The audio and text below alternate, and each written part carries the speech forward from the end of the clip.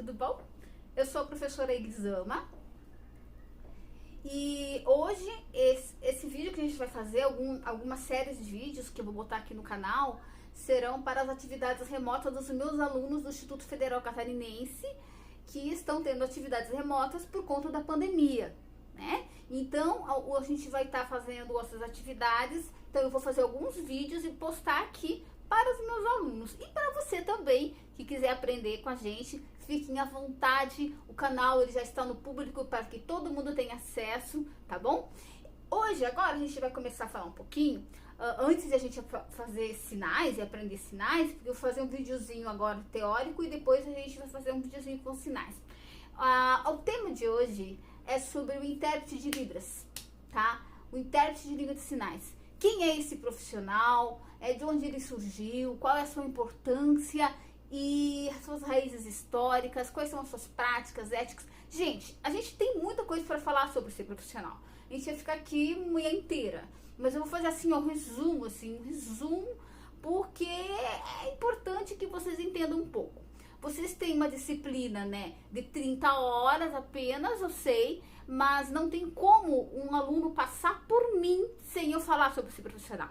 É importante, até porque é licenciatura, vocês vão para a sala de aula trabalhar e vão se deparar com esse profissional. Aí vocês têm que conhecer, né? Saber quem é, qual que é o papel meu, qual que é o papel dele. Por quê? Porque professor de Libras, gente, professor de Libras e intérprete de Libras são separados.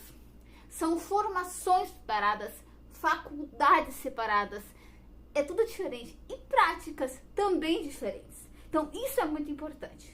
Bom, vamos começar com uma coisinha bem simples que eu queria falar pra vocês aqui. Eu tô sentada aqui pra falar com vocês. Assim, gente, vocês estão vendo que eu tô bem básica, né? Coloquei, claro, aqui do IF pra que a gente, como a gente tá em atividade, para que seja identificado. Eu tô aqui com a roupinha preta, sem anéis, um brinco bem discretinho, o cabelo preso, né? Não que ele não possa estar solto, mas um cabelo bem discreto. Por quê? A primeira coisa que o intérprete de Libras, quando ele vai atuar na escola, na mídia, quando se vê lá na janelinha, lá na televisão, em qualquer lugar, na igreja, não importa, ele precisa estar o mais neutro possível. Ah, tem que ser tudo de preto?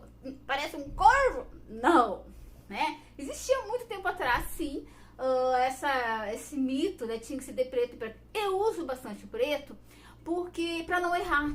Porque às vezes assim, ó, uma vez eu usei um rosa, ai gente, desculpa a minha porta aqui. Uma vez eu usei um rosa e quando cheguei lá, a surda, eu não conhecia a surda, e quando cheguei, a surda, aqui na plateia, ela tinha além da surdez um problema nos olhos, eu não lembro o que era, que ela não conseguia olhar o rosa, cores fluorescentes, assim. A minha sorte é que no carro eu sempre tive uma roupa preta. Eu sempre tenho uma blusinha preta quando eu atuava como intérprete, né? Porque hoje eu sou professora, mas eu atuava como intérprete.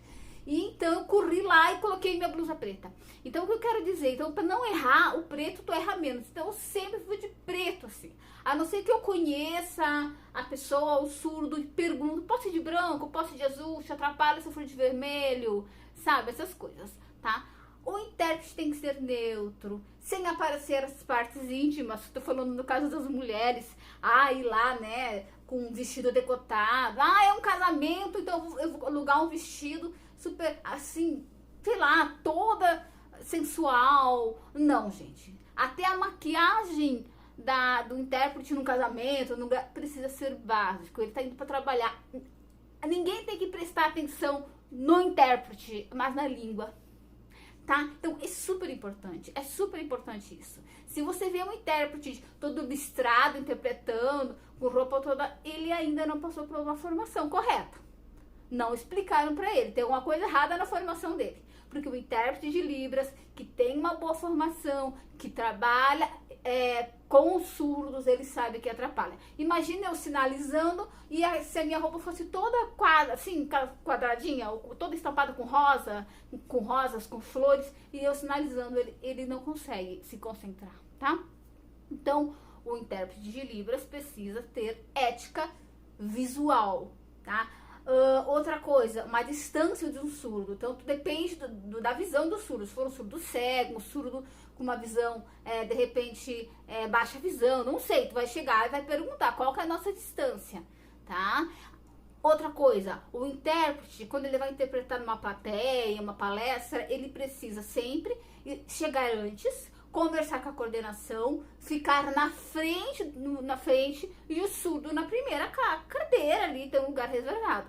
Esse negócio de intérprete ficar lá na última cadeira, no lado assim, ó, tipo o surdo ali interpretando. Gente, isso não existe, tá? Isso não é acessibilidade. O intérprete precisa estar lá na frente para ter a acessibilidade de o surdo conseguir ver o palestrante e o intérprete. E aí o surdo faz o jogo de olhar. É um direito dele, acessibilidade, fazer o jogo de olhar para o palestrante, olhar para o surdo, para o intérprete. Se for um momento ainda mais acessível, o intérprete fica junto com o palestrante. Se o palestrante anda do palco, ele anda no palco. Isso é maravilhoso, porque daí o surdo não perde nada. Se o palestrante fica parado aqui e o surdo lá no outro canto, o surdo acaba perdendo a visão do palestrante porque ele tem que ficar olhando para o intérprete, né? Não consegue fazer aquele jogo de olhar como é um direito dele. Então, essas coisas a gente precisa refletir quando vai falar do profissional. Bom, vamos lá. Quem é então o intérprete e o professor? Gente, são coisas diferentes, tá? Existe uma formação chamada Letras Libras no Brasil, tá? A primeira turma iniciou em 2008, se formou em 2012, foi minha primeira turma. A UFSC, Universidade Federal de Santa Catarina, foi que abraçou essa causa. E depois ali começaram as outras formações. O que acontece? Ali foi dividido. Quem quer ser professor tem que fazer um curso, uma faculdade. Quem quer ser intérprete, outro. Porque são coisas diferentes, tá? Uma coisa é você ensinar língua, fonologia, falei errado. Fonologia, toda a parte dos parâmetros da língua, você vai ensinar uma língua, tanto para o ouvinte quanto para o surdo. E também que estão metodologias diferentes para ouvinte e para surdo. O intérprete, ele tem que ter as técnicas da tradução, de interpretação, tá? Então, aí você faz uma escolha na hora de fazer a tua faculdade, tá? Então, por exemplo, eu sou formada em intérprete, mas eu sou professora. Mas como assim, tá certo? É que acontece que na época existiam muito poucos profissionais no Brasil ainda, né, com isso. Então, quando começou a abrir os concursos, como no caso do IFC, começa a abrir os concursos, então eles aceitam a formação de intérprete para ser professor, porque senão não tem profissional, é muito pouco ainda, né? Então, assim, no caso por isso que eu entrei. Mas eu tenho uma formação continuada. Eu entrei porque eu tenho uma formação continuada para professor. Entende? Então, por exemplo, se tu fez um Letras Libras bacharelado em uma pedagogia, ok, você pode ensinar. Eu tenho uma pós-graduação, a minha primeira pós-graduação que eu fiz é para docência de Libras, entende? Então, existem todos esses cuidados que precisam. Então, assim, gente, professor é professor, intérprete é intérprete. Em sala de aula, o intérprete só interpreta e o professor ensina. Se o aluno não entendeu uma coisa, ele levanta a mão e o intérprete fala: professora, uma dúvida. E quem faz a pergunta é o surdo, e o professor deve olhar para o surdo e não para o intérprete, porque quem está falando com ele é o surdo. O professor tem que olhar para o surdo e responder ao surdo. Ele só vai ouvir o intérprete. É isso o correto. O intérprete pode responder se ele sabe a resposta? Não, não é ético. É o professor que tem que responder. Eu sei que no dia a dia pode acontecer algumas coisas do tipo assim. Eu trabalhei em sala de aula, do tipo uma coisa fácil. O que o professor falou mesmo? Que era A ou era F? Sabe aquelas coisinhas bem simples? Aí eu fazia. Não, ele falou que era A. Uma coisa assim, porque daí também tu vai atrapalhar uma aula de 40 alunos para perguntar, ele quer saber se é A, se é F, se é uma coisinha que tu tá ali numa atividade junto com ele. A gente tem que usar bom senso, gente, né? Mas todo mundo tem bom senso. Mas se é uma pergunta específica, tá lá o professor falando sobre a Segunda Guerra Mundial, algo importante, ele, não entendi quem foi Hitler. Aí é óbvio que tu não vai você ensinar. Você vai levantar a mão, o aluno vai levantar a mão, você vai também para o professor, ele gostaria de entender um pouco melhor sobre Hitler, porque ele não entendeu quem que é esse personagem. Vocês entendem? Então, a diferença entre o intérprete e o professor da sala de aula aí é essa. Existe um limite. O professor ensina e o aluno e o intérprete interpreta, tá? Provas, avaliações, quem faz? O professor. Sim, junto com o intérprete. É claro que podem fazer junto com o intérprete. Aliás, precisam sentar juntos e planejar como vão fazer a prova, como vão fazer essa avaliação, de que forma, até onde o aluno vai alcançar. Ah, vamos fazer 5 avaliação, porque separar, fragmentar fica mais fácil. Vamos fazer. Então, assim, ó, eu sempre digo para os meus alunos, o professor e o intérprete, eles têm que ser namorados, né? Tem que se namorar, tem que se gostar, tem que se respeitar, porque precisa trabalhar junto, gente. Não tem como você trabalhar inclusão de um surdo numa escola comum sem ter os 2 profissionais, tá? E depois nós temos um outro espaço que se chama AE, que é o atendimento educacional especializado, onde o aluno vem no seu contraturno para ter atendimentos para se fortalecer as suas práticas, aquilo que ele não consegue alcançar em sala de aula. Lá ele começa então a entender. Ah, é reforço escolar? Não é reforço escolar. Eu vou dar um exemplo aqui para você entender, que eu acho que eu não consegui explicar direito. Então, por exemplo, vamos trabalhar a Segunda Guerra Mundial semana que vem. A professora vai lá com a professora do AE e vai falar assim, olha, eu vou trabalhar a Segunda Guerra Mundial com um mapa, geografia, e daí, né? Antes disso, precisa dar uma inferência para o surdo. Porque o ouvinte, o teu filho que escuta, ele já sabe quem é Hitler com 9 anos de idade. Mas o surdo não. Se ninguém explicou para ele, ele não sabe.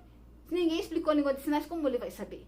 Então ele precisa saber. Então por exemplo, vai lá na sala do AE, no seu contraturno, a professora vai dar uma inferência.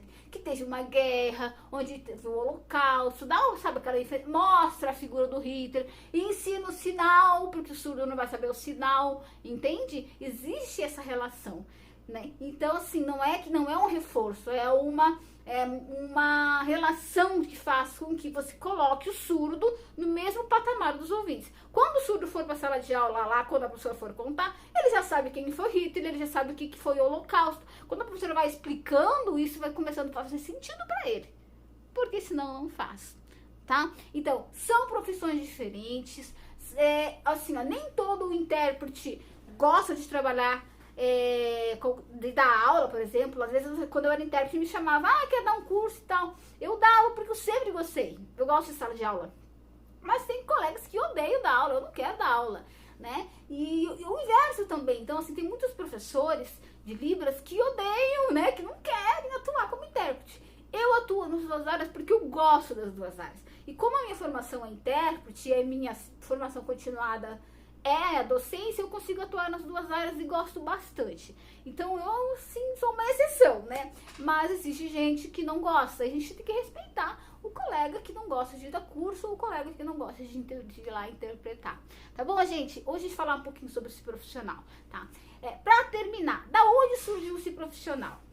No Brasil, cada país tem a sua história, né? No Brasil, ele surgiu dentro de raízes religiosas, ou seja, começaram dentro das igrejas, igreja batista, igreja católica, foram as igrejas que teve um olhar para esses surdos e começaram a acolher e ensinar a língua de sinais e aprender também a língua de sinais e fazer materiais para evangelização, tá? Então, no nosso caso, foi raízes religiosas. Quando começou, em 2002, a lei que veio ali, a lei 10.476, que o surdo tinha direito de usar Libras, e aí começaram a procurar profissionais, a Secretaria de Educação, né, elas ligavam para as igrejas, eu sei que tem as meninas aí, eu preciso de ajuda, manda para cá, eu preciso de um intérprete. Então, começou com raízes. Por isso, para terminar, porque eu quero que dê 15 minutos no meu vídeo, por isso que a gente no Brasil ainda tem uma visão muito grande de paternalismo e de voluntariado com o intérprete de Libras. Você está ajudando. Não, é uma profissão. Se o médico trabalha de graça, as pessoas trabalham de graça, por que o intérprete tem que ir lá interpretar de graça? O enfermeiro não está lá de graça, o médico, por que o intérprete tem que ir de graça? Tá? Então, é uma profissão, mas assim, vem ainda muito forte porque veio dentro da igreja, aí se pensa como voluntariado. Tá? tá? Então é alguma luta ainda dos intérpretes de Libras em fazer as pessoas entenderem isso, que quando ele é chamado lá na delegacia, nos hospitais, ele precisa receber, né, gente? É a profissão dele. Um beijo, até depois.